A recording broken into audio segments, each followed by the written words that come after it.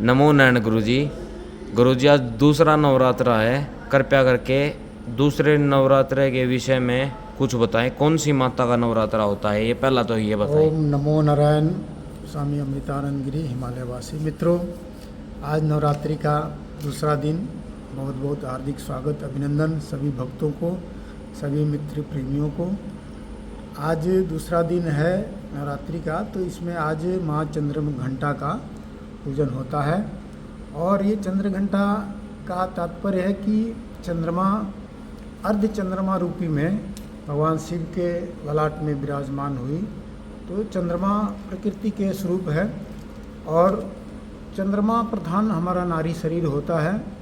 आपने समुद्र में देखा होगा, ज्वार भाटा आता है तो चंद्रमाओं की कला के अनुसार पूर्णिमा को स्त्रियों में, नारियों में काफ़ी उथल पुथल मचता है। तो चंद्र घंटा का नाम से माँ भगवती का नाम पड़ा, जो भगवान शिव के ललाट में विराजमान होती है। और ये चंद्र घंटा का जो मंत्र है, चंद्र घंटा का जो मंत्र है वो ओम चंद्र घंटाए नमो नमो नमः। और इसमें सर्वप्रथम जो मंत्र होता है ओम ऐं ह्रीं श्रीं चामुंडाय विच्चे।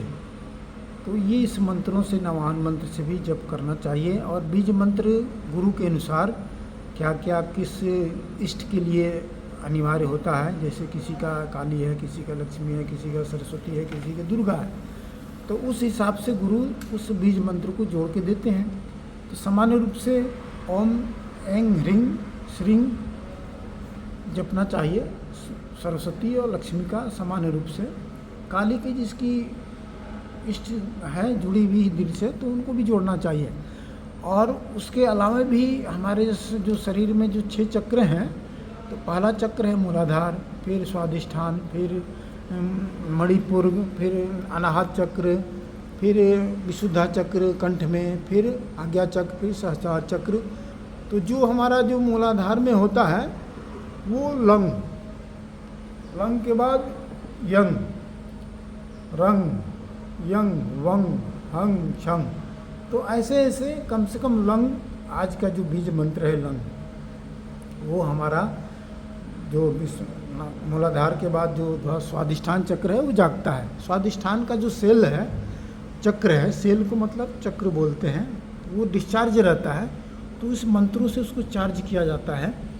और वो तब वहाँ का जो एक भावुकता है, इमोशन, आदमी का मोह, वो वहीं से पैदा होता है। तो इसका निवारण उस चक्र को जागृत करने से होता है।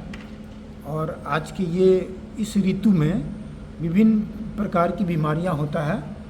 उस बीमारियों से पहले ऋतुओं का जो बीच संधि वेला में कुछ बीमारियां होता है, जैसे बुखार आदि होता है, तो ये पित्त बढ़ने से होता है। तो उसका समन होता है कि आगे हम बीमारी न बढ़े, इसलिए ये बीच संधि काल में ये एक साधना का समय आता है। तो साधना भी कैसे होना चाहिए? साधना ऐसा नहीं व्रत कर लिए, फास्टिंग कर लिए, फलाहार कर लिए, नहीं। साधना का फल तब होता है कि जब आंख बंद करके सूर्योदय से पहले, सूर्यास्त से पहले आप कुछ जप करें और ध्यान करें। उन चक्रों पे आप, उस सेल्स पे आप सेंट्रलाइज करें अपने इच्छा शक्ति को, संकल्प शक्ति को, तब ताकि वो सेल, वो चक्र जागृत हो।